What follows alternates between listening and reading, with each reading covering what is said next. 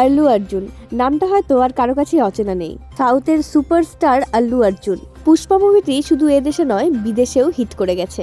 এবার রিলিজ হয়েছে পুষ্পা 2। মুভিটি রিলিজ হওয়ার প্রথম দিনেই 900 কোটি টাকা আয় করেছে। কিন্তু মুভিটির প্রিমিয়ারের দিন পর্যাপ্ত পরিমাণে সিকিউরিটি গার্ড এবং পুলিশ না থাকায় ভিড় বেড়ে যায়, ফলে প্রচন্ড পরিমাণে ধাক্কাধাক্কিও হয় এবং সেই ধাক্কাধাক্কিতেই প্রাণ হারায় 29 বছরের এক মহিলাটি তার ছেলেকে নিয়ে সেই সিনেমা হলেই সিনেমা দেখতে গিয়েছিল।